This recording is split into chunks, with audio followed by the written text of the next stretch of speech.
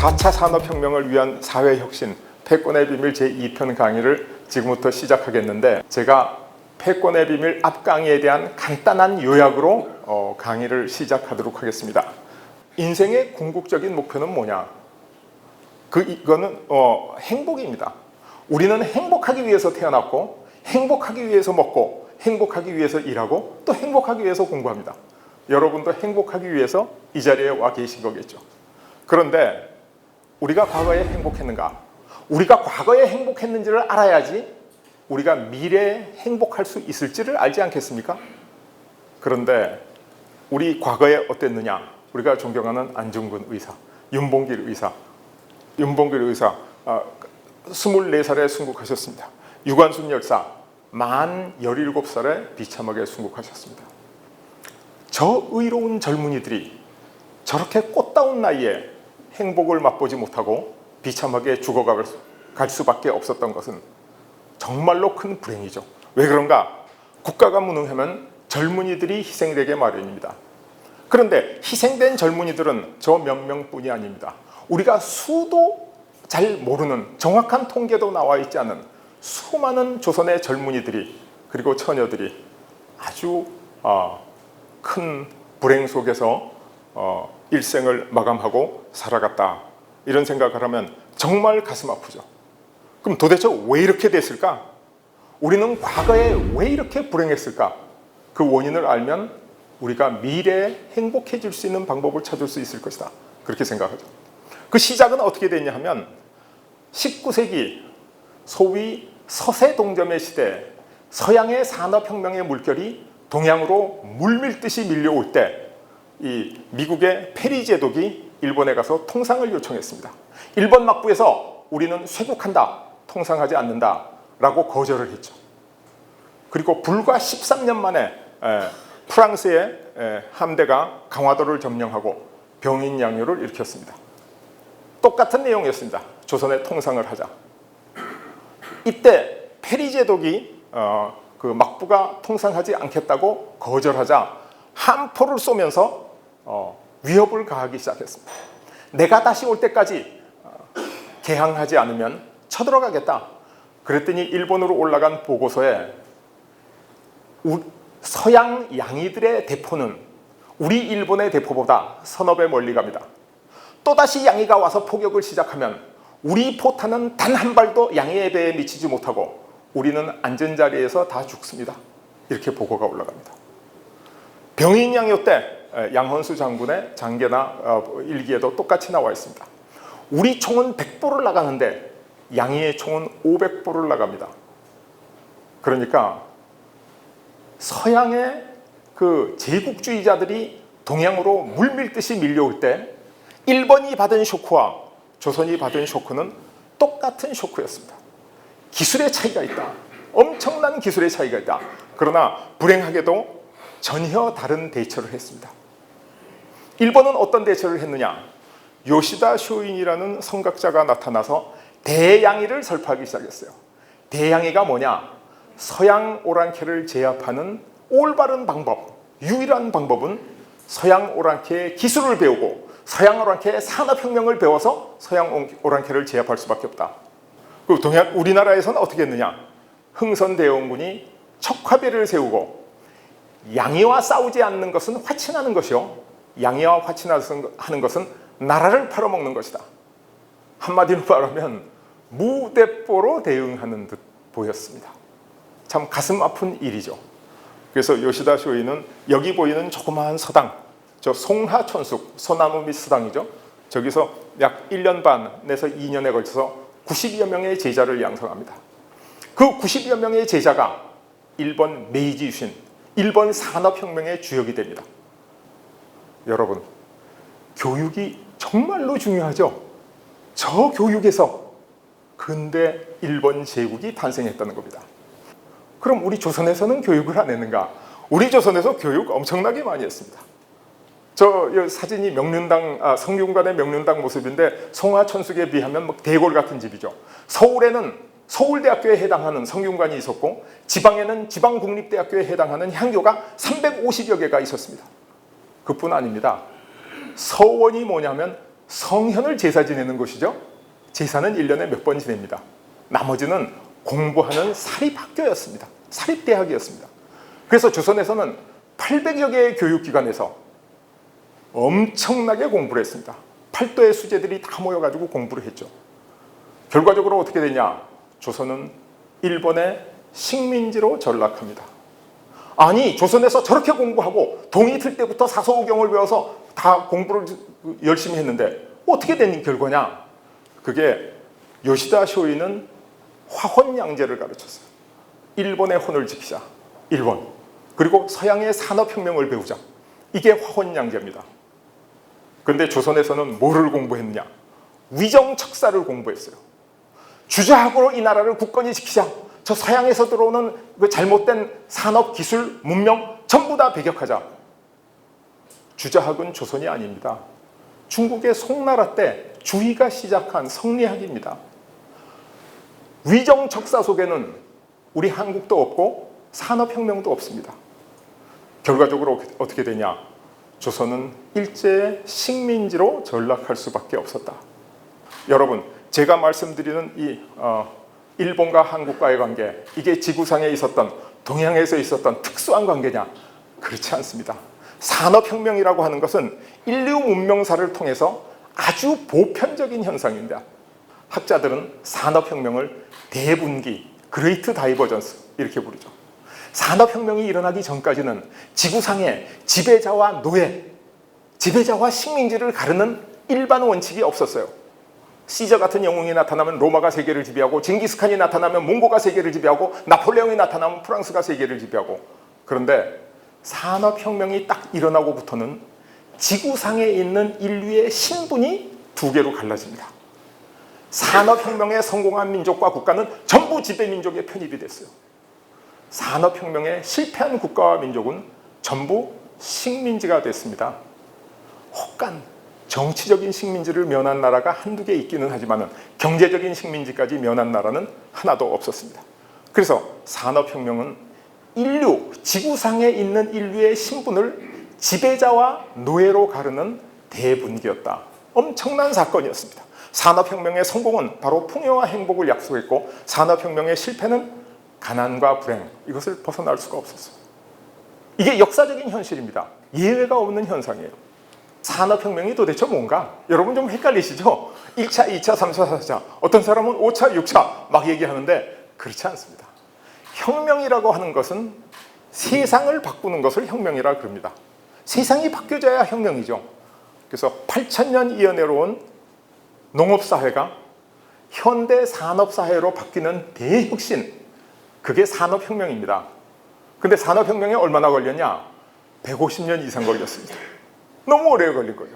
그래서 산업혁명하면 우리 머릿속에는 뭐가 생각나냐 하면 프랑스 대혁명이 생각나요.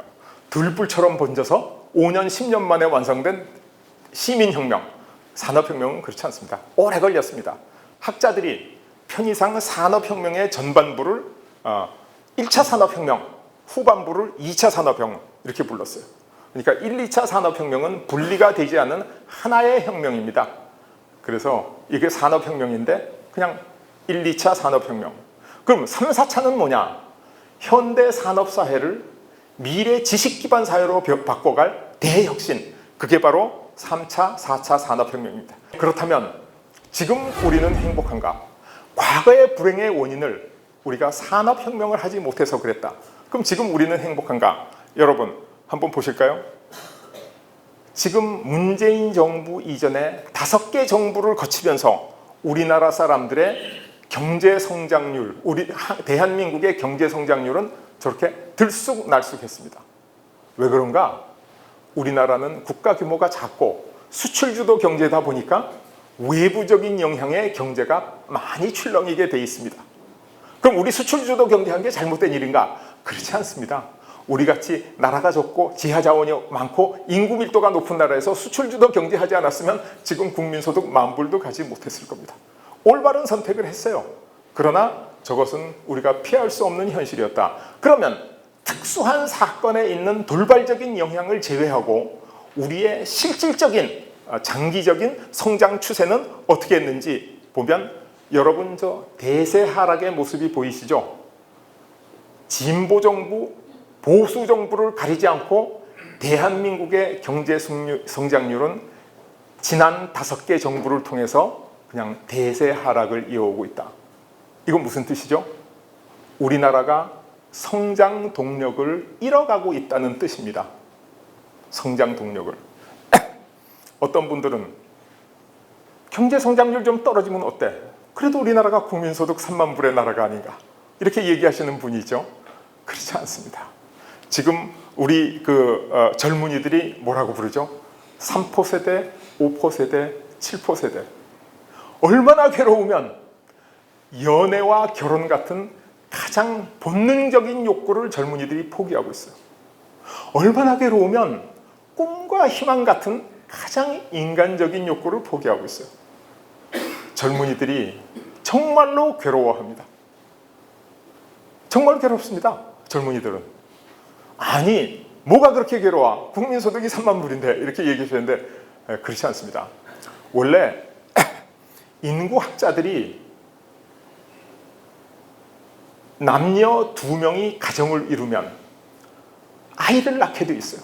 건강한 선남 선녀가 만나면 사랑을 하고 아이를 갖게 돼 있습니다. 그래서 2명의 부부가 1.3명의 아이를 낳는 것을 초저출산율이라고 정의를 했어요. 왜? 그 이하는 없습니다.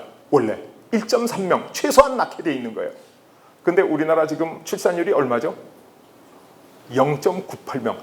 1명 이하로 떨어지고 있는 거예요. 대한민국이 파괴되고 있는 겁니다. 지구상에서 대한민국이 소멸해가고 있는 거예요. 정말로 심각한 일입니다. 이게 심각하지 않다고요? 정말 심각합니다. 외적이 쳐들어오는 것보다 더 심각한 일이에요. 그게 젊은이들의 고통 때문에 그렇다. 아픔 때문에 그렇다. 이거 우리가 해주지 않으면 누가 해결해 줍니까? 그런데 어떤 기성세대는 요새 젊은이들은 나약하기 짝이 없고 정신상태가 되먹지 않았다는 겁니다. 우리는 국민소득 천불시대, 라면도 못 먹으면서도 꿈과 희망을 가지고 잘 살아왔는데 지금 국민소득 3만 불에 얼마나 잘 먹고 잘 살아. 근데 뭐가 문제야? 그거는 조금 잘못 아셔서 하는 얘기예요. 우리 국민소득 천불 시절에 우리나라 경제는 성장하고 있었습니다. 제가 미국 유학 떠나던 시절에 국민소득이 1,000불밖에 안 됐습니다.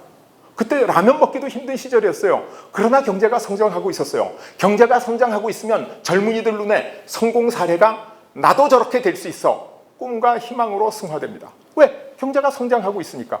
그렇죠? 그래서 경제가 성장만 하고 있으면 꿈과 희망을 갖게 되고 용기와 확신을 갖게 돼요. 그런데 지금 국민소득 3만 불인데 어떻게 됐냐? 지금 경제가 정체하고 있습니다. 더 이상 발전하지 않고 있어요. 그러니까 젊은 사람들이 성공 사례를 보면 나는 영원히 저렇게 될 수 없어. 왜? 경제가 발전하지 않으니까. 그래서 경제가 정체되면 좌절하고 절망합니다. 그리고 포기하게 돼요. 포기하게 되고 다음에는 어떻게 하냐? 분노하죠. 나는 흙수저야. 너는 금수저야. 나는 영원히 저렇게 될 수 없어.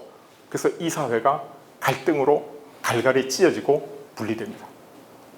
그래서 경제가 성장하고 있으면 국민소득 1,000불이 안 되고 라면을 못 먹어도 젊은이들이 행복할 수 있는데 국민소득이 비록 3만 불이 돼도 경제가 정체되면 젊은이들이 불행할 수밖에 없다는 겁니다. 이게 요즘 젊은이들이 나약하고 생각이 부족해서 그런 게 아니라 경제 성장과 정체 사이에 있는 그 괴리 때문에 저게 아주 어쩔 수 없는 당연한 현상이라는 겁니다. 자, 우리나라 젊은이들 불행합니다. 그럼 우리나라 노인들은 행복한가 한번 볼까요? 우리나라 노인들의 빈곤율이 세계에서 제일 높습니다. OECD 평균의 4배나 됩니다. 저 노인들이 어떤 노인들이에요? 월남전에 가서 피를 뿌리면서 돈을 벌어서 국민소득 100불짜리 나라를 지금 3만 불짜리까지 만든 분들 아니에요? 저 중동 사막에 가가지고 그 더운데 사막에서 삽질해가면서 고속도로 놓던 분이에요. 그뿐이에요? 저분들이 자녀 교육비는 세계에서 가장 많이 지불한 분이에요. 자녀들의 미래를 위해서, 대한민국의 미래를 위해서 안 입고 안 먹고 허리띠를 졸라매고 산 분들이에요. 그리고 저분들이 부모님은 공자님 율법에 따라서 다 잘 모신 분들이에요. 근데 지금 저분들이 먹을 게 없어서 길에 나앉게 돼 있습니다. 통계 자료가 그걸 보여주고 있습니다. 저거 어떻게 해야 되죠? 아니 자식들은 뭐 하고 있는 거야? 부모 안 챙기고. 옛날에 우리 시절만 해도 한 집에 형제가 4-5명 있었어요. 십시일반으로 부모님 모시는 게 그렇게 힘들지 않았어요. 요즘 형제 몇 명입니까? 많아야 둘이죠. 그죠? 그러면 자녀들의 부모 부양 비용이 2배 이상 올라간 겁니다. 젊은 사람들 허리가 휘어지죠. 아니 허리가 휘어지더라도 부모님 모셔야 될 거 아니야. 그런데 그렇지 않습니다. 왜냐하면 1990년대까지 우리나라 사람들의 평균 수명이 70세였어요. 1990년대까지 60세부터 70세까지 10년 동안 부양하면 돌아가셨어요. 그 10년 잘 부양했죠. 지금 평균 수명이 얼마입니까? 80세죠. 2배 늘어났습니다. 그럼 병원에 더 자주 가십니다. 그러면 부모 부양 비용이 2배 이상 증가한 거예요.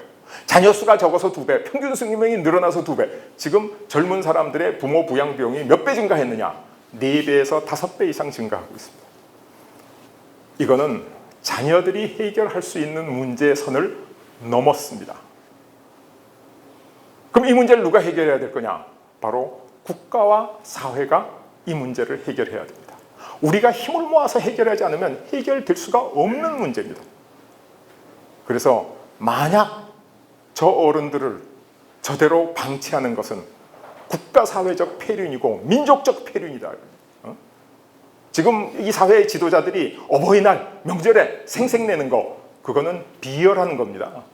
저분들이 인간답게 인간의 존엄성을 지키면서 돌아가실 때까지 살 수 있는 길을 만들어주는 것, 그게 진짜 우리가 해야 될 일이고 대한민국을 책임지는 사람들이 해야 될 일인데 그게 안 되고 있다는 거죠.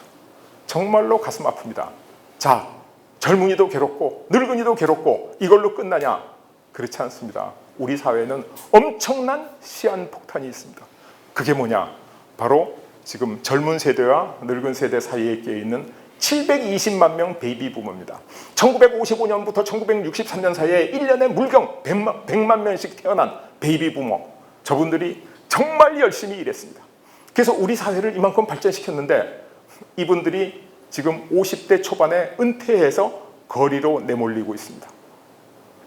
지금 평균 수명은 80세에서 90세를 바라보는데 은퇴 후에 30년, 40년의 인생이 남아있는데 노후 대책은 되지 않았고 지금 거리로 내몰리고 있습니다.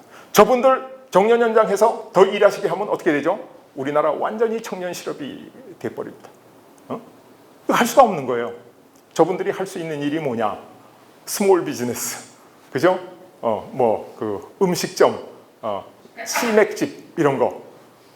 세계에서 그런 스몰 비즈니스의 경쟁이 우리나라가 제일 높습니다. 10명이 시작하면 3년 이내에 70%가 문 닫고 나가고 5년에서 10년 생존율이 10%가 채 되지 않습니다. 그럼 저분들은 어떻게 되냐? 아무 노후 대책도 없이 완전히 퇴직금 다 날리고 거리로 내몰리는 거예요. 이게 우리 적나라한 현실입니다. 정말로 가슴 아픈 일이죠. 그래서 결과적으로 어떻게 되냐? 대한민국 30, 40대 가장의 자살률 세계에서 제일 높습니다. 60대 이상의 가장의 자살률 세계에서 제일 높은 게 아니라 독보적으로 높습니다. 1년에 몇 명 자살하냐? 12,500명 정도 자살합니다. 하루에 평균 34명이 자살합니다.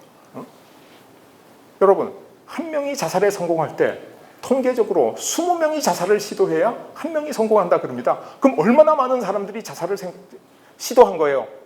얼마나 많은 사람이 자살을 생각할 때 실제로 그걸 행동에 옮기겠어요? 그러고 보면 지금 우리나라가 헬조선이라는 말이 과언이 아니라는 거죠. 그래서 우리나라는 지금 엄청난 위기에 처했습니다. 국가사회적인 위기에 처해 있어요. 이게 나라냐라는 말이 이때 해야 될 말이 아니냐. 죽는 것이 사는 것보다 더 낫겠다고 선택한 사람이 있는 나라, 이게 바로 우리 현실입니다. 여러분 열심히 일하시고 지금 열심히 공부하시려고 이 자리에 왔는데 제가 와가지고 우리는 불행합니다, 힘듭니다, 이 얘기 지금까지 계속하고 있는데 불행은 말하면 더 불행해집니다.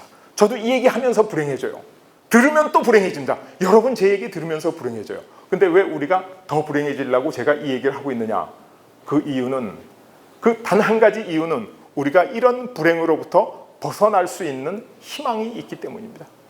그래서 우리나라에 이런 불행이 왔는 과정을 한번 살펴보면 어쨌든 경제 성장률의 대세 하락과 성장 동력의 상실에서 왔다 하는 거 확실히 알 수 있죠.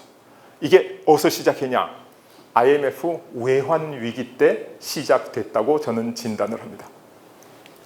왜 이게 IMF 외환 위기 때 시작됐냐? 이거 약간 이론적인 얘기를 해야 되겠는데, 지금 선진국과 후발국 간의 경제는 양극화하게 되어 있습니다. 그래서 먼저 산업화한 선진국, 이 나라들은 먼저 산업화하니까 거대 자본을 축적했습니다. 거대 자본을 축적했으니까 경제 성장이 빠릅니다. 여기에 비해서 늦게 시작한 후발 산업국, 우리나라 같은 나라는 산업화가 늦었기 때문에 자본 축적이 부족합니다. 그러니까 경제 성장이 느립니다. 왜 그래요? 100만 원 갖고 있는 사람이 열심히 일해서 2배로 벌리면 100만 원 벌잖아요. 그죠? 1억 가진 사람은 똑같이 열심히 일해서 투자를 하면 1억을 법니다. 100억 가진 사람은 100억을 법니다. 그래서 먼저 시작한 선발국이 늦게 시작한 후발국보다 빨리 성장하게 돼 있어요. 저게 통계 자료입니다. 미국과 밑에 우리나라 그리고 남미국과 비교해보면 격차가 점점 커지죠. 저게 실제 자료입니다. 경제 모델로 봐도 그렇습니다. 그래서 먼저 시작한 선발국은 빨리 발전하고 늦게 시작한 후발국은 늦게 발전하니까 격차가 커지죠. 국내에서 개인 간에도 그렇습니다. 먼저 돈을 많이 벌고 자본을 축적한 사람의 자산은 빨리 늘어나죠. 늦게 시작한 사람은 늦게 늘어나죠. 그래서 이걸 양극화의 사회다. 국제적인 양극화, 국내적인 양극화, 부의 양극화가 이루어지는 사회입니다. 그래서 선진국들은 그럼 어떻게 해서 이걸 극복했는가? 산업혁명이 일어나기 전에 상업혁명이 일어나면서 네덜란드가 세계에서 제일 잘 살았어요. 네덜란드가 제일 잘 사는데 영국에서 보니까 네덜란드하고 경쟁이 안 되는 거예요. 그래서 영국은 어떻게 했느냐? 산업을 보호하고 산업 정책을 써가지고 시장 원리를 죽이지 않는 범위 내에서 국가가 정책적으로 산업을 보호하고 발전시켜가지고 영국이 네덜란드보다 경쟁력 있는 국가로 발전했습니다. 그래서 가장 경쟁력 있는 국가가 되니까 어떻게 하는 게 편한가? 자유무역, 자유주의 하는 게 편하죠. 왜냐하면 영국이 현재 제일 많이 발전해 있으니까, 제일 힘이 있으니까. 그래서 영국이 선진국이 됐습니다. 그랬더니 후발국 미국이 어떻게 했냐? 영국에서 오는 상품에 관세 50% 막 붙입니다. 그래가지고 보호무역을 하고 이런 여러 가지 산업 정책을 통해서 미국의 경쟁력을 확대합니다. 그러고 나서 어떻게 했냐? 미국이 세계 최고의 경쟁력을 갖게 되니까 다시 자유무역을 하자 이렇게 주장을 했죠. 이 미국보다 뒤늦게 산업화한 나라가 독일하고 일본입니다. 독일하고 일본도 똑같은 것을 했습니다. 후발국의 원리죠. 그러다가 세계대전이 일어났는데 세계대전이 끝나고 패전국인 독일과 일본이 여전히 산업정책으로 열심히 경제를 발전시켜서 미국, 영국과 대등한 경제력을 갖췄습니다. 이때 가서 드디어 우리나라가 산업화를 시도하고 가장 뒤늦게 1차 산업혁명을 시도해가지고 우리가 한국과 대만이 보호관세 뭐 이런 걸 통해서 여러분 기억하시죠? 그렇게 해가지고 경제를 발전시켰는데 국제적으로 가만히 보니까 선진국 그룹이 너무너무 비대해지는 거예요. 최초의 영국, 미국, 독일, 일본 다 합쳤는데 한국, 대만까지 올라오면 어떻게 됩니까? 선진국 그룹 내에서 경쟁이 너무 치열해질 것 같으니까 자유무역 체제를 엄청나게 강화해서 강제하기 시작합니다. 그리고 중국이 지금 산업화를 시도하고 있죠. 지금 중국과 미국 간의 무역 전쟁이 뭐를 의미하는 거냐? 바로 후발국들이 전부 다 선진국이 되면 선진국끼리 경쟁이 너무 치열해서 살 수 없으니까 모돌록에 막고 있는 겁니다. 바로 기술 헤게모니 4차 산업혁명 전쟁을 하고 있는 겁니다. 일본이 우리나라에 대한 경제보고복도 그 일환으로 해석할 수가 있습니다. 이게 아주 역사적인 사실이고 현실입니다. 그래서 우리가 지금 그렇게 어려움을 겪고 있는 젊은이들도 괴롭고 노인들도 괴롭고 어려운 이유가 뭐냐? 우리가 IMF 외환위기 후에 실패한 선택을 했기 때문이다. 우리가 선진국 논리를 그대로 받아들였습니다. 신자유주의. 그래서 신자유주의는 뭐냐? 바로 시장 만능주의입니다. 모든 걸 시장에 다 맡기면 된다. 그랬더니 결국 경제성장 동력을 상실했고 그리고 우리가 중진국의 함정에 빠져서 선진국 도약 목전에서 좌절하고 지금 그렇게 괴로운 우리나라가 됐다는 겁니다. 그러면 어떻게 했어야 되느냐? 우리가 성공하는 선택은 4차 산업혁명을 해야 되는 겁니다. 후발국 논리에 따라서 해야 되는 거예요. 후발국 논리가 뭐냐면 시장 원리와 국가 정책이 아주 잘 조합이 돼서 상승작용하는 것을 우리가 올바른 국가 발전 원리고 4차 산업혁명 정책이라고 부릅니다. 여러분, 시장이 없고 국가 정책만 있었던 나라, 공산주의 국가죠. 동구라프 국가 다 몰락했어요. 소련 연방 다 분해됐어요. 그래서 시장의 원리 없이 정부 정책으로 국가 경제는 발전하지 못한다는 게 증명이 됐는데 90년대 초반에 소련이 붕괴되고 나서 IMF 경제 위기를 맞으면서 야 이제 정부는 물러서 전부 시장에 맡기자. 전부 시장에 맡겼더니 어떻게 됐어요? 선진국은 많이 발전하고 후발국은 발전 못했죠. 부자는 점점 더 부자되고 가난한 사람은 부자되지 못했죠. 이 빈부격차는 국내에서도 커지고 국제적으로도 커지고 엄청나게 커져서 제가 아까 말씀드린 지금 절망적인 경제 상황에 우리가 처하게 된 겁니다. 무슨 말인지 아시겠어요? 어느 한쪽으로 쏠려도 안 됩니다. 정부 정책만 있는 나라 공산주의처럼 다 망합니다. 시장만 있는 나라 선진국만 잘 살게 되고 후발국은 격차가 점점 커져서 더 나빠진다는 거예요. 그러면 어떻게 하라는 거냐 도대체? 그래서 우리가 이 4차 산업혁명을 해서 시장 원리와 국가 정책을 적절히 조합하면 경제 성장 동력을 확보하고 선진국 도약을 할 수 있다. 어떻게 하면 저렇게 될 수 있냐? 이게 어떻게 하느냐? 과거 1차 산업혁명 시대를 저는 북극성의 시대라고 부릅니다. 왜 북극성의 시대라고 부르냐? 1차 산업혁명이 석탄기계 직물혁명, 2차 산업혁명이 전기화학 강철혁명. 저 기간산업만 하면 나라가 발전하는 거예요. 그래서 그때 정부에서 포항종합 제철을 만들자, 전자산업을 해라, 섬유산업을 해라. 그래가지고 나라를 발전시켰어요, 실제로. 그래서 기간산업을 중점 지원하면 1차 산업혁명에 성공합니다. 우리나라가 제일 늦게 어느 정도 성공했어요. 그럼 4차 산업혁명 시대는 어떻게 시대하냐? 은하수의 시대예요. 해야 될 기술이 너무너무 많아. IT, BT, 나노 뭐 깔려 있어요.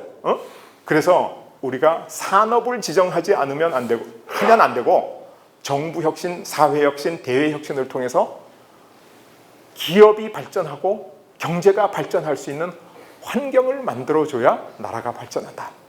그래서 우리가 1차 산업혁명에 성공할 수 있는 원리와 4차 산업혁명에 성공할 수 있는 원리가 다르다는 겁니다. 4차 산업혁명 시대에는 1차 산업혁명처럼 기업을 지원할 수가 없어요. 해도 안 돼요. 그래서 이 IMF 외환 위기가 오고 한국 경제가 하향 안정이 아니죠. 성장 동력 상실, 이것을 제가 직감했어요. 이때 제가 아주 우연한 기회에 노무현 대통령 1기의 대통령 정보과학기술보좌관 초대 수석보좌관으로 청와대에 갔습니다. 그래서 제가 저 하향하는 성장 곡선을 상향시켜야 되겠다. 저 대세 하락을 막아야 되겠다. 저것만 막으면 우리는 성공할 수 있다. 이렇게 생각했죠. 그래서 그 당시에 우리가 갖고 있던 가장 심각한 문제가 뭐냐? 왜 우리나라가 성장 동력을 상실해 가고 있냐? 그게 우리나라 경제가 원톱 체제로 운영되기 때문이다. 경제부총리가 경제를 다 담당하니까 어떻게 되냐? 경제에는 급한 일이 있고 중요한 일이 있습니다. 급한 일은 내일 모레 사고가 터질 일이에요. 중요한 일은 10년, 20년 후에 잘못되면 문제가 생깁니다. 급한 일이 뭐예요? 수입, 수출, 고용, 환율 같은 거시경제, 단기 거시경제 지표를 급한 일이에요. 그렇게 얘기할 수 있어요. 그럼 중요한 일은 뭡니까? 과학기술, 성장 동력. 이게 10년 후, 20년 후에 나라를 먹여 살릴 거죠. 그러면 경제부총리가 급한 일과 중요한 일 중에 어느 거 먼저 하게 되죠? 급한 일 먼저 하게 됩니다. 인간은 누구나 그렇습니다. 여러분도 그러시고 저도 그렇습니다. 중요한 일은 뒤로 미루고 급한 일을 먼저 하죠. 왜? 급한 일은 당장 내 신상에 영향을 미치니까 중요한 일은 10년 후, 20년 후에 문제가 생깁니다. 그러다 보니까 우리나라의 성장 동력과 과학기술은 계속 후순위로 밀린 거예요. 그래서 제가 이걸 해결하는 방법이 있다. 그게 뭐냐? 경제부총리는 고용, 환율, 물가, 수출, 수입 같은 단기 거시 경제 지표를 관리하는 경제부총리로 하고 과학기술부 장관을 부총리로 승격시켜서 과학기술부 장관이 중요한 일을 담당하게 하면 급한 일과 중요한 일이 동시에 다 이루어진다는 거죠. 그래서 제가 처음 한 일이 과학기술부 장관을 부총리로 승격시키는 일을 했습니다. 성공했습니다. 승격시켰어요. 그러면 일을 잘할 수 있냐? 그렇지 않죠. 돈이 있어야 일을 하죠. 그래서 예산처에서 연구개발과 관계된 모든 예산을 통째로 뽑아와서 과학기술부총리 밑에 기술혁신본부를 설치하고 여기서 그걸 관장하겠다. 자, 그럼 조직이 있고 돈이 있으면 일할 수 있느냐? 훌륭한 사람이 있어야죠. 4차 산업혁명을 이해하는 사람이 있어야죠. 그래서 제가 이공계 박사들을 50명 특채해가지고 사무관으로 전진 배치하기 시작했습니다. 왜? 여러분 기업 활동하면서 잘 아시잖아요. 정부 부처에 새로 과장이 오면 내가 업무 파악이 안 돼서 잘 모르겠습니다. 그 조금 있다가 파악되면 딴 데로 가버리고 또 새 사람이 와요. 그죠? 순환 보직을 하느라고. 그러다 보니까 우리나라의 중요한 일이 뭔지 성장 동력이 뭔지 알지도 못하면서 국가가 경제 발전을 도와주는 게 아니라 결과적으로 방해하는 결과를 초래하고 있다. 그래서 이공계 박사들은 여러분들이 설명하면 금방 알아듣잖아요. 화학을 공부하고 기계를 공부하고 전자를 공부했으니까 기업 활동과 미래 4차 산업혁명 얘기하면 금방 알 수가 있어요. 그래서 이공계 박사들을 50명 특채해서 사무관으로 전진 배치를 시작했죠. 제가 저 3가지 개혁을 하는데 무려 1년 세월을 보냈습니다. 자, 이제 준비가 됐어요. 이제부터 시작해서 우리나라의 IMF 경제 위기에 하향하고 있는 성장 동력을 되살려야 되겠다 결심했는데, 제가 하는 개혁 때문에 여기저기서 엄청난 반발이 터져 나왔습니다. 그래서 제가 국회 국정감사 때 불려가기도 하고 야당으로 여당으로 언론으로 막 불만이 번지기 시작했고, 저한테는 내가 왜 저런 일을 하는지 이것을 설득하고 설명할 기회가 주어져 있질 않았어요.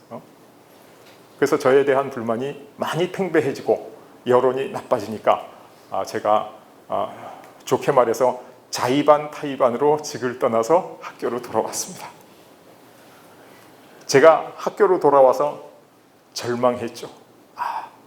내가 평생 열심히 공부했는데, 나는 우리나라의 경제 성장 동력이 잃어가는 것을 알고 있는데, 저것을 되살릴 방법이 있는데 이거를 할 기회를 하늘이 너한테 주셨는데 내가 왜 이거를 못했나.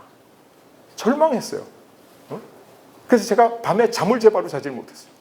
어느 날 새벽에 일어나가지고 너무 화가 나서 옥상에 가서 막 고함을 질렀더니 경비하시는 분이 올라와서 선생님 이렇게 뒤에서 막 잡고 혹시 또 뛰어내리려고 그러나 그렇게 생각을 하는지. 그래서 제가 정말 힘든 세월을 보냈습니다.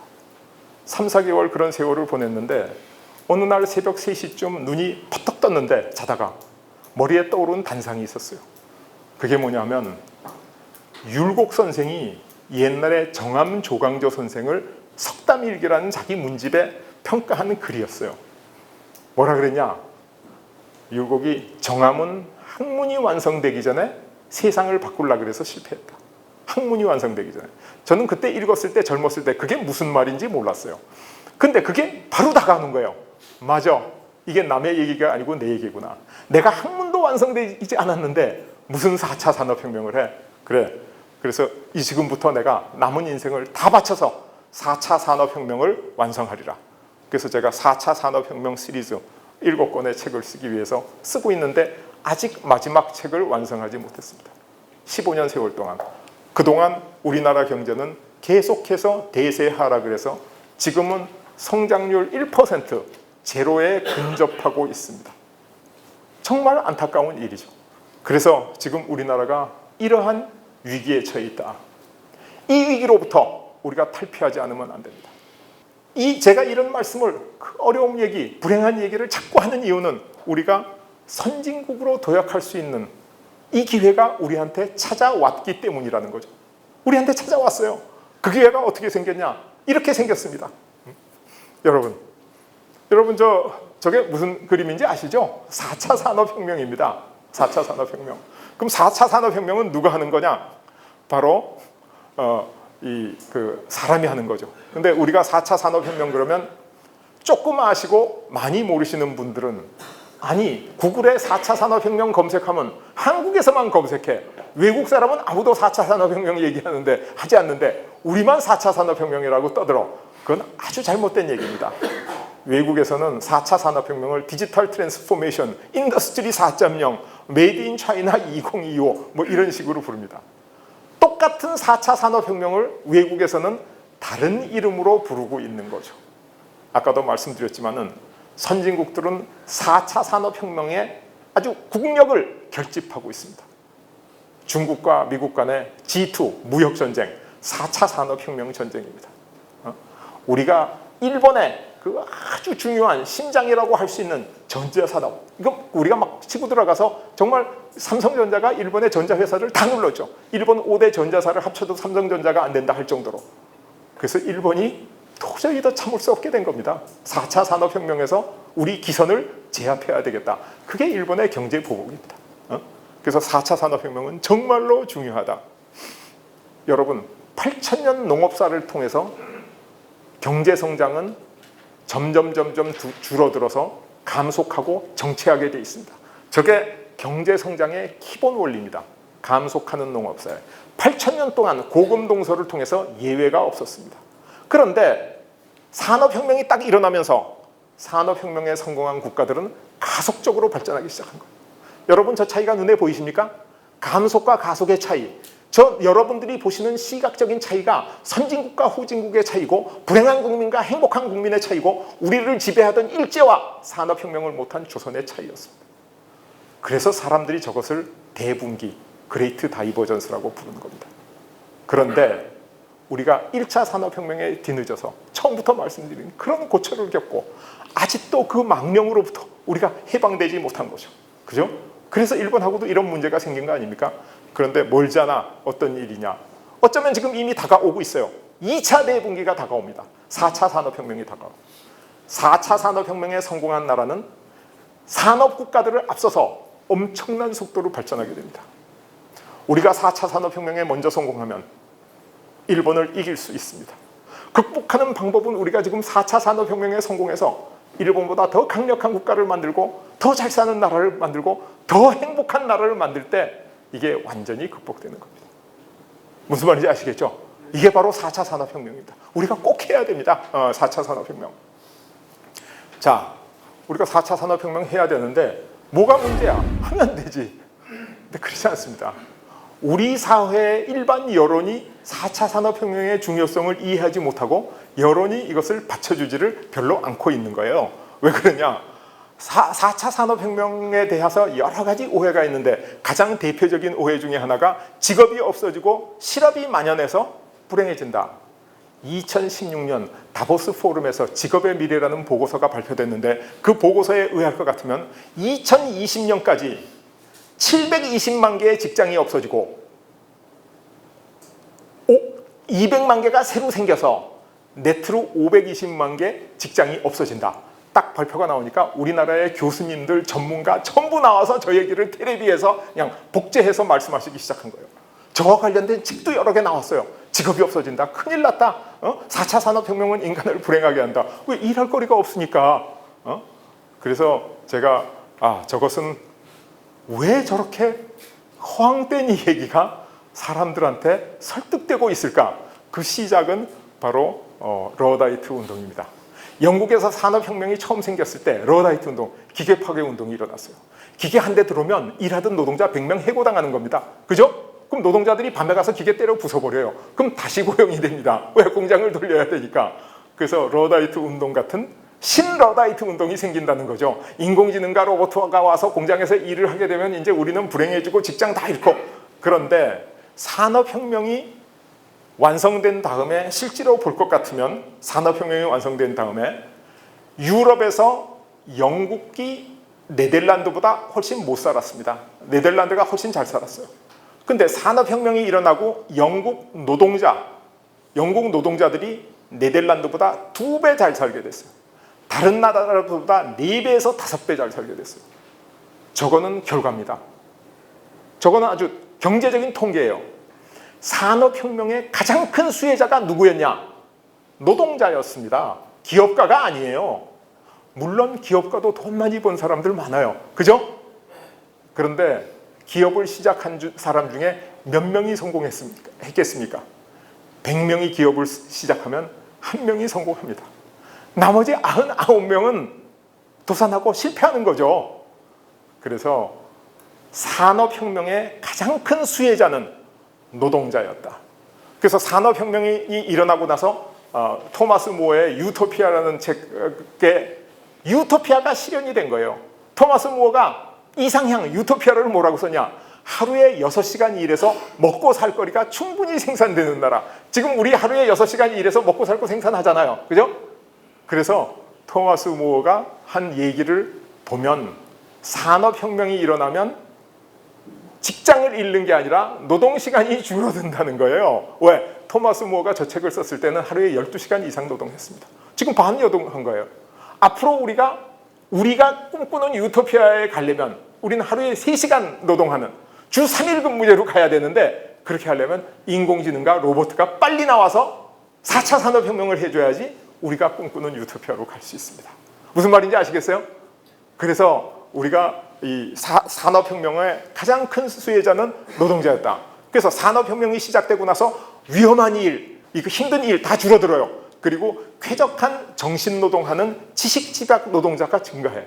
그럼 노동자가 훨씬 더 질 좋은 쾌적한 노동을 하게 되고 위험하고 힘든 일을 안 하게 된 게 산업혁명입니다. 그래서 산업혁명의 가장 큰 수혜자가 누구냐? 노동자였다는 거죠. 그런데 2018년 다보스 포럼의 직업의 미래 보고서가 2년 후에 새로 나왔습니다. 이 보고서에 의할 것 같으면 어떻게 써있냐? 2022년까지 연도가 조금 바뀌었어요. 범위도 조금 바뀌었어. 근데 뭐라고 썼냐? 새로운 직업이 1억 3,300만 개가 생기고 7,500만 개가 없어져서 네트로 5,800만 개의 직업이 생긴다는 겁니다.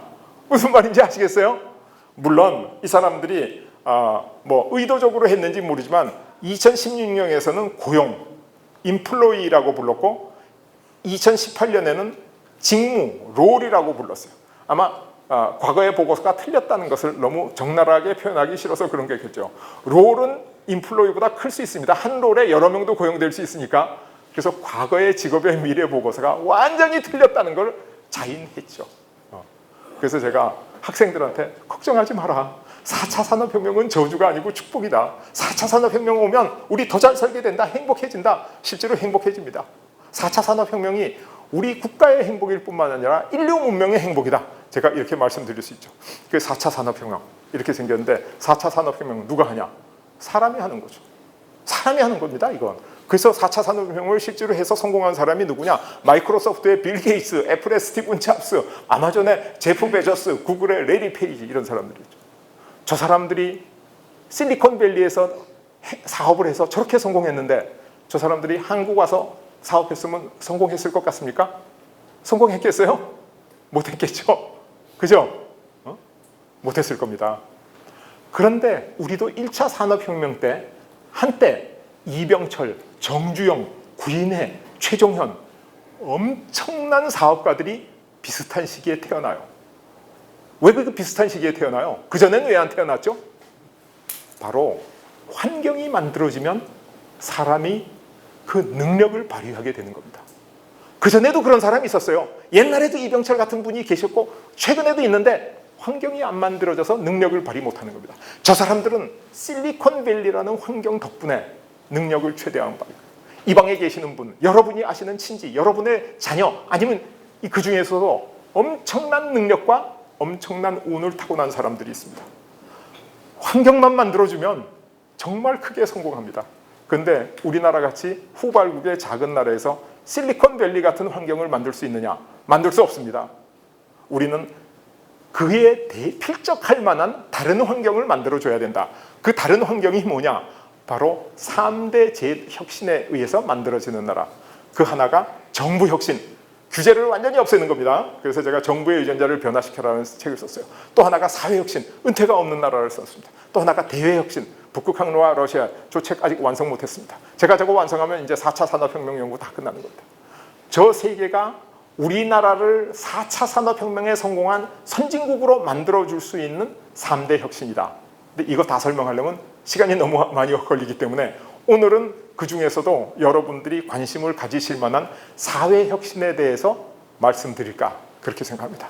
사회혁신, 국가 경제를 이무작함으로써 사회를 완전히 혁신할 수 있다 이런 얘기죠.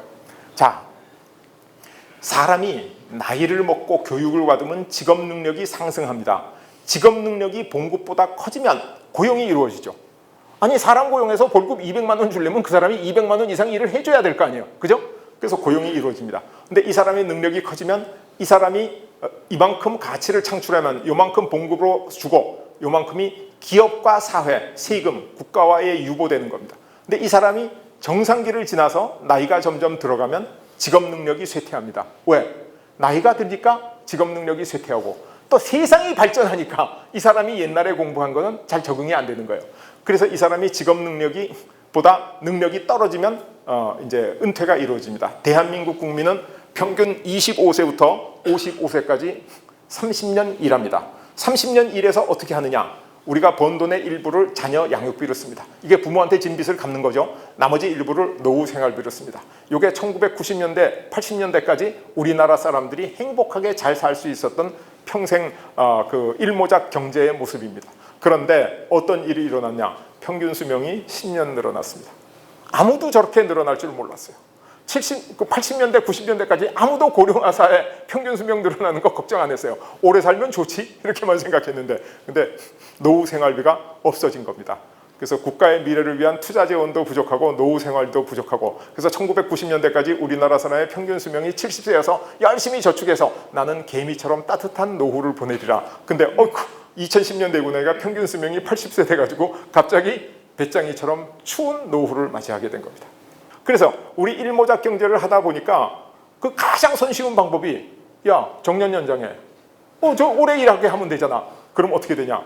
청년 실업이 생기죠. 그 청년 실업이 생겨가지고 아주 우리나라의 여러 가지 경제적으로 훨씬 더 어려움이 생깁니다. 우리나라의 기간 산업이라고 얘기하는 조선, 철강, 자동차 이런 기간 산업의 근로자 평균 연령이 40세를 훌쩍 넘었습니다. 중국은 30대예요. 개발도상은 20대까지 내려가고 있어요. 그럼 신기술이 도입될 때 경쟁하면 새로운 기술을 누가 더 잘 도입하겠어요? 나이 많은 사람이 잘 도입하겠어요? 못해요. 그래서 이 정년 연장은 개선이 아니라 계약이다. 결국은 더 나빠진다. 이제 저는 그런 주장을 하고 있는 거죠. 그래서는 안 됩니다. 근데 제가 그래서 연구를 하면서 20대부터 젊은이, 40대 젊은 사람과 50대, 70대 노인들을 비교하면서 어떻게 하면 이 문제를 해결할 것인가 열심히 연구했는데, 젊은 사람은 신체적인 능력이 뛰어나고 유동지능, 플루이드 인텔리전스가 높은 거예요. 나이가 들면 어떻게 되냐? 경험과 경륜이 쌓이고 결정지능, 크리스탈라이즈드 인텔리전스가 높아지는 겁니다. 이거는 제가 연구한 게 아니라 발달심리학에서 수없이 많은 연구들을 해서 젊은 사람이 가지고 있는 능력과 나이가 들어서 늘어나는 능력이 다르다. 그 능력이 차이가 있다. 그래서 이걸 플루이드 인텔리전스, 크리스탈라이즈 인텔리전스 이렇게 정의를 했는데, 제가 보니까 이 유동지능을 필요로 하는 능력, 유동지능과 신체적인 능력은 30대를 피크로 해가지고 떨어지기 시작해요. 나이가 들면 체력이 떨어져. 유동지능도 떨어져요. 그래서 제가 젊었을 때 조교할 때는 교수님들 컴퓨터 하는 걸 제가 많이 가르쳐 드렸는데, 요즘은 컴퓨터를 제가 조교들한테 배워야 됩니다. 새로운 컴퓨터가 자꾸 나오고 스마트폰도 나오고 막 나오니까 제가 잘 모르겠어요. 근데 이제 그 결정지능, 경험과 경륜은 나이 들어서 올라간다는 거죠. 그래서 제가 이 발달 심리학을 쭉 읽으면서 여기서 어떤 돌파구를 찾을 수 있지 않을까 그랬는데, 가만 보니까 이공계 교수들의 연구 업적은 30대를 기점으로 해가지고 하강하기 시작합니다. 평균. 그런데 저는 공과대학 교수로서 경제학으로 전공을 바꿨지만 이공계 경제학을 연구했어요. 왜? 모든 것을 수식으로 풀어. 컴퓨터 모델링을 해.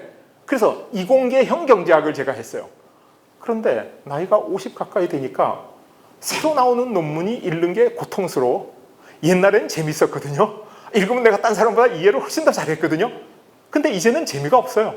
그리고 젊은 교수들하고 토론해보면 나보다 더 많이 아는 것 같아. 내가 옛날엔 항상 가르쳐 왔는데, 항상 내가 최고였는데, 젊은 교수들이 뭐 이것저것 새로 읽고 연구하고 논문 막 읽은 거 보니까 점점 따라가기가 힘든 겁니다. 그래서 제가 중년의 학자로서 딜레마에 빠진 거예요.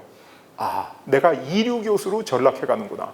내 제자들, 내가 가르쳐서 키워온 제자들이 박사받고 교수 됐는데 나보다 더 많이 아는 것 같구나. 앞으로 나는 이류 교수로 살아야 될 것인가? 도대체 내가 어떻게 하는 것이 학생들을 위해서 훌륭한 일이고 대한민국을 위해서 훌륭한 일인가? 내가 하고 있는 능력에서 내가 최고 자리를 지키지 못하고 내 능력이 감퇴하는 것을 느꼈죠. 그런데 그때 가만히 보니까 이걸 청춘결함이라고 부르죠. 젊은 사람들이 더 잘하는 걸. 인문계 교수들의 업적은 60대가 넘어서 최고봉에 올라가는 거예요.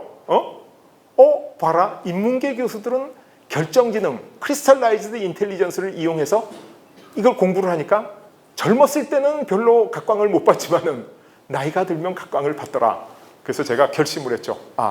나는 이제 이공계 경제학으로부터 인문계 경제학으로 바꾼다. 김태규의 연구 논문에서는 수식, 컴퓨터 시뮬레이션 이거 다 뺀다. 그리고 나는 오직 이론 경제학과 역사, 경제사 이걸로 승부해야 되겠다. 왜? 컴퓨터 시뮬레이션이나 이 계산이라든가 뭐 이코노메트릭스 이거는 전부 플루이드 인텔리전스가 높아야 잘할 수 있는 학문이거든요. 그죠? 근데 이론이라든가 역사는 크리스탈라이즈 인텔리전스, 경험과 경륜만 쌓이면 잘할 수 있는 거예요. 그래서 제가 과감히 유동지능을 필요로 하는 수식과 계산을 버리고 원래 엔지니어 출신 경제학자가 그리고 경제사, 역사를 전문하는 인문계 경제학자로 변신했습니다.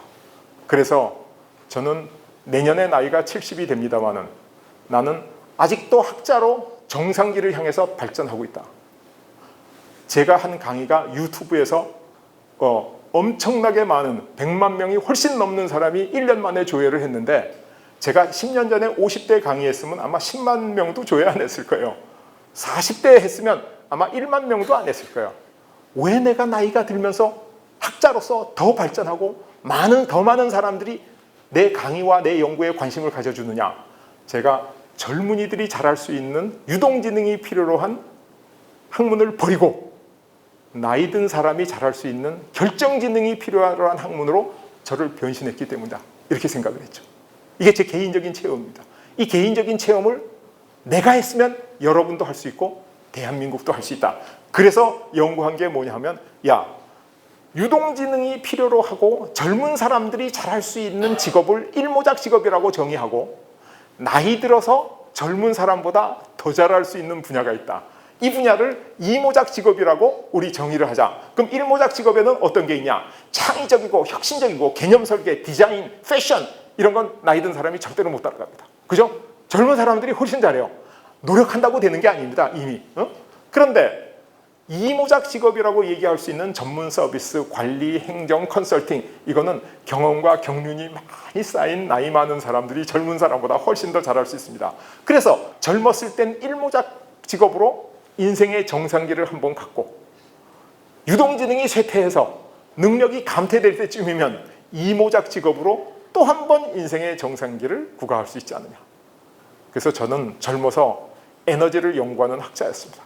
제가 셰일 오일이 터져나면 유가가 폭락한다. 이것도 제가 맞췄고 나름대로는 아주 보람있게 그 컴퓨터 시뮬레이션하고 모델 짜고 계산하고 이거 누구보다 잘한다고 생각했는데 이제 50대가 돼서 그 능력은 이제 없다. 이거 가지고 승부해서는 내가 젊은 사람을 당할 수 없다. 그래서 경제사, 산업혁명 이걸로 바꾸니까 제가 또다시 많은 분들을 위해서 봉사할 수 있는 것처럼 이렇게 하면 누구나 이모작 인생을 살 수 있다라는 게 제 주장이죠. 그래서 만약에 우리가 이모작 사회를 만든다면 젊었을 때 일모작 인생에서 사회적인 잉여를 이만큼 만들어서 국가에 세금도 내고 기업에도 내고 평생 수입을 이만큼 올리고 요거 더 해봐야 별 도움이 안 되죠. 그래서 어떻게 하느냐. 이모작 인생으로 가게 되면 바로 늘어난 사회의 잉여가 이만큼 늘어납니다. 평생 수입이 이만큼 늘어납니다. 그래서 늘어난 사회의 잉여를 가지고 국가 미래를 위한 투자 재원의 부족을 충족으로 바꾸고 그 다음에 늘어난 평생 수입으로 80세, 90세 시대에 노후 대책을 하면 우리가 국민이 다 함께 행복할 수 있는 이모작 사회를 만들 수 있다. 얼마든지 만들 수 있다 하는 게 제 주장입니다. 그런데 제가 지난 10수년 동안 세계적인 논문, 책 열심히 다 찾았는데 이 지금 다가오고 있는 고령화 시대를 근본적으로 치유할 수 있는 어떤 전책도 어떤 이론도 발견하지 못했습니다. 그래서 제가 주장하는 이모작 사회가 현재까지는 유일한 해결책이다. 그리고 가장 적극적인 해결책이다. 그렇게 제가 자신 있게 주장하는 거죠. 왜? 제가 다른 사람 학자들의 논문과 책을 다 읽어봤기 때문에. 그래서 우리가 이렇게 얼마든지 할 수 있다. 그럼 이모작 사회가 되면 어떻게 되냐? 청출어람의 시대, 청년이 행복한 시대가 온다. 25세부터 55세까지 30년 동안 열심히 일하게 하고 어떻게 되냐? 기성세대는 빨리 젊은 사람들한테 자리를 물려주는 거죠. 그 젊은 사람들이 들어가지고 능력을 발휘하고 그 파릇파릇한 유동지능을 이용해서 4차 산업혁명으로 가게 하자. 그러면 나라가 발전하고 모든 사람이 잘 살게 된다. 그 일모작 교육을 통해서 그렇게 하는 겁니다. 그러면 나이가 들면 어떻게 해야 되냐? 이제 100세 지사 시대로 가가지고 죽을 때까지 존경받을 수 있는 방법이 있다. 그래서 55세부터 75세까지 이모작 경제활동을 하면 된다. 여러분, 30년을 벌어서 60년, 70년은 겨우 삽니다. 그죠? 30년 벌어서 90년, 100년 살겠어요? 못 삽니다. 산술적으로 계산해봐도 안 되죠. 30년 동안 벌어서 어떻게 그게 삽니까? 100세 시대에 갈라 그러면 누구나 50년 일해야 50년 동안 벌어야 100세까지 살 수 있습니다. 그죠? 그래서 이모작 사회로 가는 것은 우리가 선택해야 될 문제가 아니라 지금 이 인류 문명의 발전 과정에서 우리가 필수적으로 선택하지 않으면 불행해질 수 있는 겁니다. 그래서 이모작 사회로 가야 돼요. 국가 사회도 이모작 사회로 가야 되고 기업도 이모작 사회로 가야 되고 여러분 저 개인도 이모작 사회로 가야 됩니다. 이모작 사회로 가야 돼요. 어떤 분들은 그래요. 75세까지 일하라는 거고 너무한 거 아니야? 우리가 일하려고 태어나서 늙도록 일만 하는데 이렇게 얘기하는데 실제로 그렇지 않습니다. 제가 조교수 때만 해도 65세 정도 되는 은퇴할 교수님들은 아주 그 말씀도 천천히 하시고 가끔 이렇게 지팽이도 짚고 다니시고 강의도 그렇게 열심히 안 하셨어요.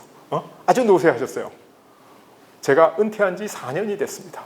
그런데 지금도 2시간, 3시간 강의 얼마든지 합니다. 지금 산업혁명의 이 과학기술의 발전이 인류 문명을 20년 이상 더 젊게 만들어준 거예요. 무슨 말인지 아시겠죠? 우리가 젊어졌어요. 일본의 도쿄 노인과학연구소에서 전수조사를 해봤더니 1977년부터 2007년까지 18살 젊어졌다는 겁니다. 아마 지금 20몇 살 젊어졌을 거예요. 적게 잡아도 20년 이상 젊어졌습니다. 과거에 60세 한갑, 지금은 그게 80세 이상입니다. 그래서 우리가 50년 일하면 75세부터 85세, 95세까지 노후를 잘 보낼 수 있는데 빨리 은퇴하면 정말 힘든, 가난한, 배고픈 노후를 보내게 되죠. 그래서 과거에는 교육이라는 게 일모작 교육밖에 없었습니다. 근데 이제는 일모작 교육 말고 이모작 교육을 또 한 번 해야 된다. 중년에 이모작 교육을 해야 된다. 그래서 자기 직업에 매달리면 그건 젊은이들을 옥죄고 발전하지 못하게 하는 길이에요. 빨리 과거의 쇠퇴한 유동지능을 버리고 더 발전한 결정지능을 가지고 새로운 직업을 찾을 수 있도록 국가와 기업과 개인이 협동해야 되는 시대가 왔다. 이것만이 우리가 행복해지는 길이고 미래로 나갈 수 있는 길이다. 저는 그렇게 이제 확실히 주장을 하고 있죠. 자, 제가 그렇게 얘기하니까 여러분 듣기에 진짜 그럴 것 같잖아요. 그죠? 그럴듯하죠? 여러분 동의하시죠? 그래도 이론적으로 증명이 되는가? 김태희라는 교수가 와서 재미있게 얘기는 하는데 진짜 그렇게 되나? 의문이 갖는 분이 계실지 몰라서 제가 이모작 경제학의 성장 이론을 말씀드리겠습니다. 사실 8,000년 농업사회, 정말 지루한 사회였습니다. 다 같이 못 사는 사회였는데 산업혁명이 일어났어요. 그 산업혁명이 일어나고 어떻게 해가지고 발전했느냐? 우리나라가 사실은 60년대 그때까지 국민의 대부분이 농업에 종사했습니다. 산업에 종사하는 사람이 없었어요. 그래서 농업에 종사하는 사람이 많았는데 농업에 종사하는 사람들을 농촌으로부터 청년층을 이탈시켰어요. 그래서 어디로 보냈냐? 마산수출공단, 청원기계공단, 여천화학공단, 그렇게 젊은이들을 보내버린 거예요.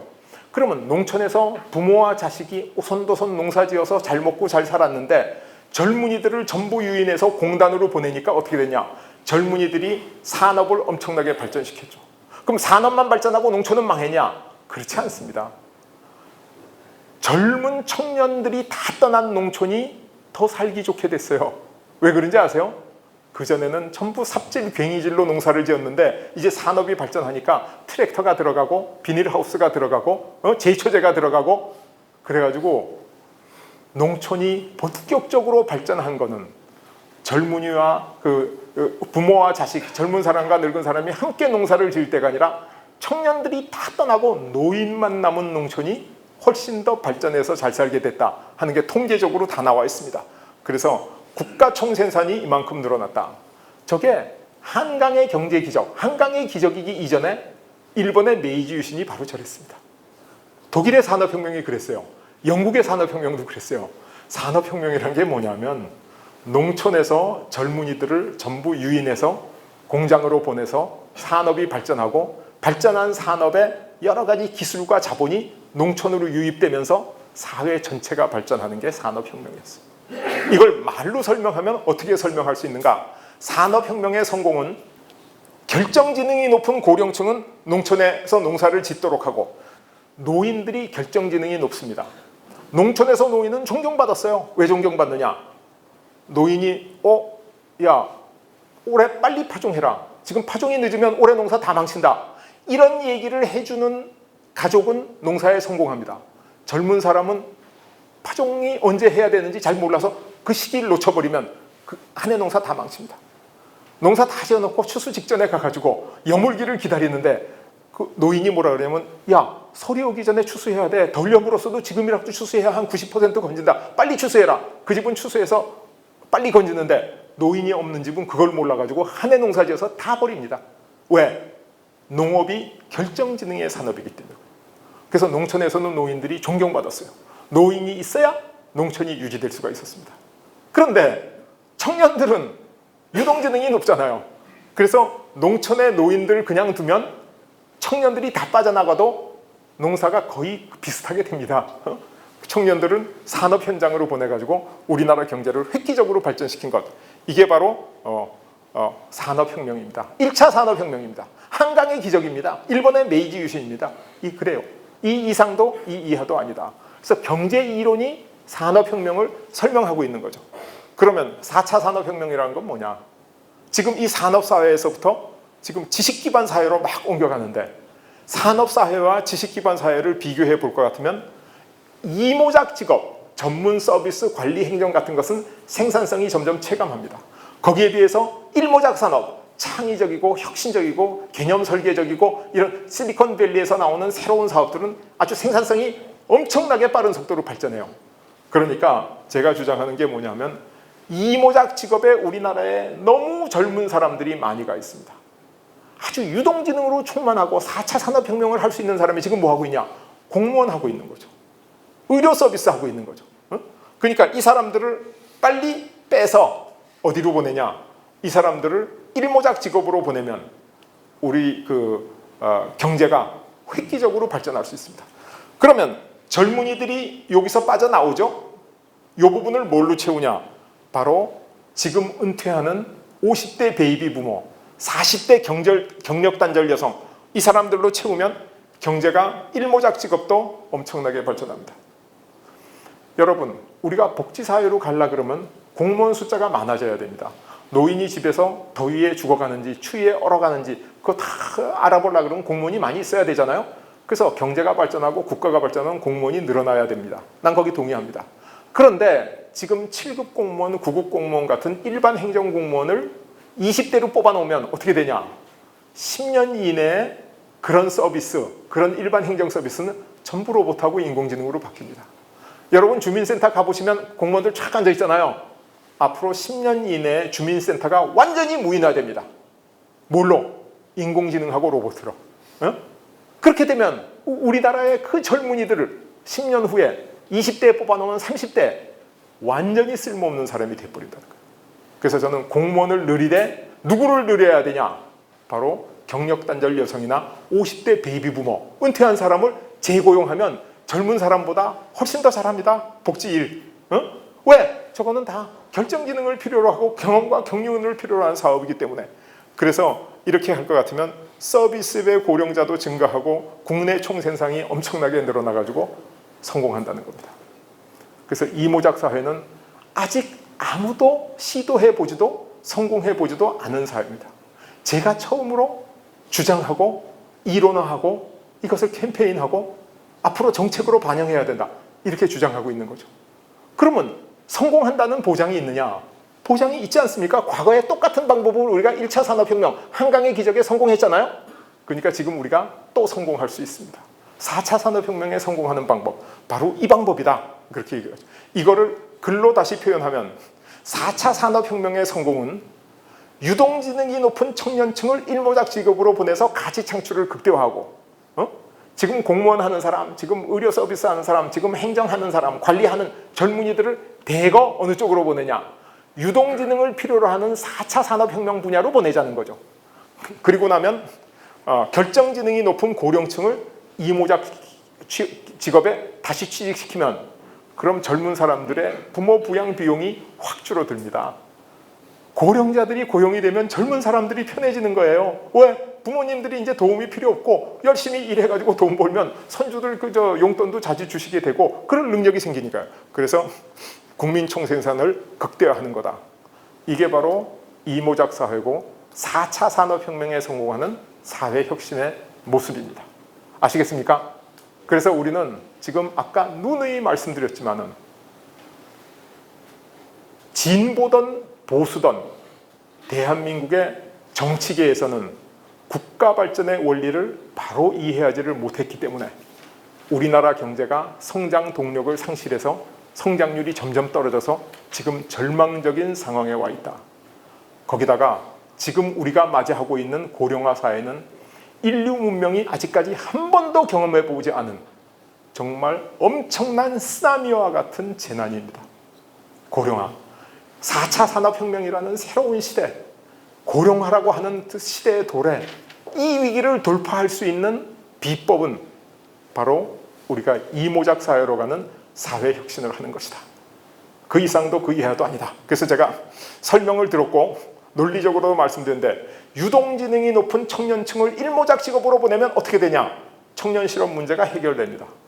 그 다음에 결정지능이 높은 그 고령층을 이모작 직업으로 보내면 어떻게 되냐? 바로 노인 빈곤 문제가 해결됩니다. 이것이 대한민국을 행복한 사회로 만들 수 있는 방법이다.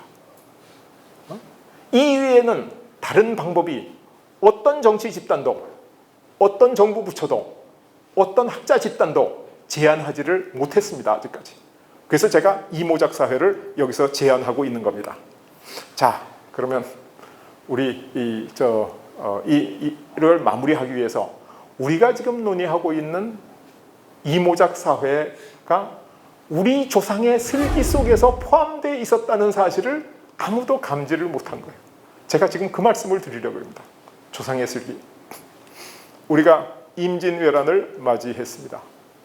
일본은 전국시대 100년 동안 싸워서 전장에서 뼈가 굵은 사병과 장교로 구성된 최강의 육군 15만 명이 동네에 상륙한 거예요. 조선의 군대가 4만 8천 명밖에 없었습니다. 그리고 우리나라 군대는 전쟁을 구경도 못 해본 군대예요. 그래서 연전연패했죠. 물론 바다에는 이순신 장군이 계셨습니다. 23전 23승의 신화, 판옥선 12척을 가지고 134척의 그 일본 전함들을 쳐부신 기록. 이거는 뭐 여러분 너무 많이 들어서 잘 아시고 이순신 장군은 저는 사람이기보다는 신에 가깝다고 얘기할 정도. 뭐 그 얘기는 오늘 더 하지 않아도 여러분 잘 아시는데 육전에서는 연전연패했습니다. 그래서 부산에서 동네에서부터 한양까지 오는데 15일밖에 안 걸렸어요. 그러니까 그냥 행군 속도로 온 거야. 그냥 장애물 하나도 없이. 그게 참 가슴 아픈 일인데 올라가던 그 왜군을 명나라 군대가 와가지고 평양성에서 쳐가지고 아주 사기가 올랐어요. 그래서 야 이거 외국은 별거 아니구만. 명나라 군사 내려오다가 벽제관에서 거의 몰살당할 뻔했어요. 일본한테. 이때부터 명나라 군사가 싸울 생각을 안 하는 거예요. 전투를 하는 거예요. 슬슬. 그러면서 그냥 조선을 분할해서 반씩 가질까? 뭐 이런 생각을 하고 있은 거예요. 일본군하고 계속 협상을 하는 거예요. 전쟁을 안 하고. 그런데 행주산성에서 권율 장군이 한번 크게 이김으로써 사실 행주대첩은 바다의 이순신 장군의 한산대첩이나 마지막 노량대첩에 정말 못지않은 전술적으로는 엄청난 가치가 있는 승리였습니다. 근데 행주산성이 기암절벽에 있는 난공불락의 요새 천만의 말씀이에요. 행주산성 가보세요. 저건 산성이 아니라 군웅이에요. 그냥 높이도 300m밖에 안 돼. 그냥 언덕이에요. 거기다 무슨 돌로 성이 있었냐? 없었어요. 어떤 책에는 하루, 어떤 책에는 이틀인지 사흘 동안 나무 잘라가지고 이렇게 벽체를 세웠다. 뭐 그런 얘기가 있는데 이틀 사흘 동안 나무 잘라가지고 뭐 얼마나 세우겠어요. 근데 일본 정예군 3만이 온 거예요. 권린 장군이 휘하에 있는 승병, 농민병, 끝떨거지 다 합쳐봐야 10,000명밖에 안 되는 거예요. 그럼 3만 대 1만, 3분의 1밖에 병력이 없는 거죠. 거기다가 일본군은 정예 육군, 여기는 뭐 그냥 급조하는 군대. 전쟁이 안 되는 겁니다. 이길 방법이 없었던 거예요. 그래서 권율 장군이 생각했어요. 어차피 질싸움 어떻게 해야 되는가. 그런데 과거의 농업사회의 전쟁은 전투병 1명이 있으면 병참병 2명이 필요합니다. 이것은 동서양을 막론하고 그랬어요. 그래서 인류 역사상 최대의 단일 전투, 수양제의 고구려 침공, 113만 대군이 움직였다. 근데 실제로 300만 명이 움직였다는 거 아니에요? 왜? 한 명의 군인 뒤에 병참병, 짐꾼들이 2명씩 붙어서 먹을 거, 뭐 화살 이런 걸 다 전해줘야 되니까요. 그 권율 장군이 가만히 생각해 보니까 야, 이대로는 이길 수가 없다. 그래서 내린 명령이 뭐냐 하면 야, 병참병들 전부 전투로 다 넣는다. 그럼 어떻게 되겠어요? 10,000명이지만 전투원에 있어서 3만 명의 전투력을 갖췄겠죠? 그죠? 일단 전투병은 그럼 병참이 있어야 전쟁을 하지. 그 병참을 누구한테 시켰냐? 행주치마 부대한테 시켜요. 여성들한테. 남자 1명이 하는 병참을 여성 2명한테 시키면 훨씬 더 정확하고 훨씬 더 책임감 있게 훨씬 잘했다는 거예요. 그러니까 권율 장군이 1만 명의 병사를 가지고 3만 명의 전투력을 급조해낸 겁니다. 그래서 일본군을 쳐보신 거예요. 그래서 임진왜란이 완전히 폐색이 짙었던 전쟁이 승기를 되찾은 아주 전환점, 분수령을 만든 전투가 바로 행주산성, 행주대첩이었습니다. 대단한 슬기죠. 저 슬기가 지금 누구한테 필요한가? 지금 우리한테 필요합니다. 어떻게 필요한가? 지금 우리나라의 그 4차 산업혁명 분야의 젊은이들이 가서 열심히 일하고 있습니다. 근데 그 숫자가 얼마 안 돼요. 우리나라 인공지능 분야의 박사가 1년에 30명 나오는데 중국은 2,000명 나온다. 그런 그 언론 보도가 있었어요. 그럼 중국하고 어떻게 경쟁해? 일본도 인구가 얼마예요? 1억 2천만이에요. 우리 남한은 5천만 밖에 안 되는데 그럼 일본하고 경쟁이 안 되잖아요. 그죠? 그래서 어떻게 해야 되냐?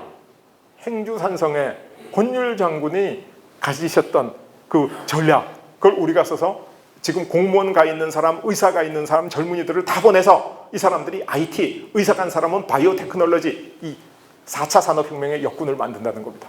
그럼 어떻게 되겠어요? 전력이 3배 늘어나겠죠, 지금보다. 4차 산업혁명 경쟁에서 이길 수 있는 가능성이 3배 올라가겠죠. 그러면 저 이모작 직업은 누가 해요? 이모작 직업은 경력단절 여성, 베이비부머 은퇴자 얼마든지 잘할 수 있습니다. 지금 젊은 처녀 총각들이 바리스타에서 커피 뽑고 있는데 정말 그 맛깔나는 김치 장 담아내는 아줌마들한테 바리스타 시키면 젊은 사람보다 훨씬 더 잘할 수 있어요. 왜? 저거는 다 결정지능을 필요한 산업이기 때문에 훨씬 더 잘할 수 있습니다. 다만 기회를 주지 않아서 그런 거예요.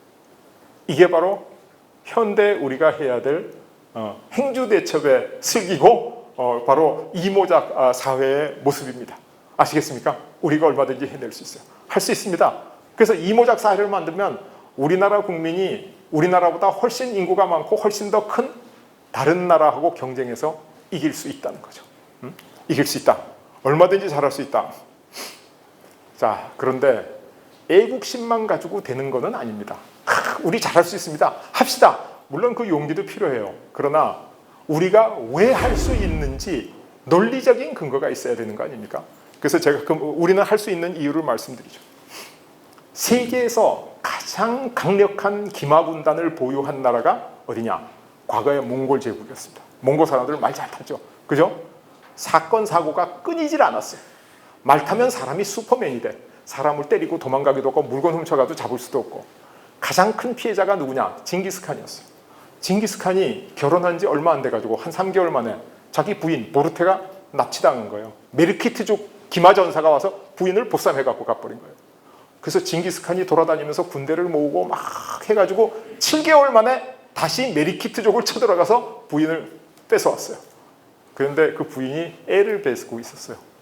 그래서 징기스칸의 첫째 아들이 징기스칸의 아들이 아니다.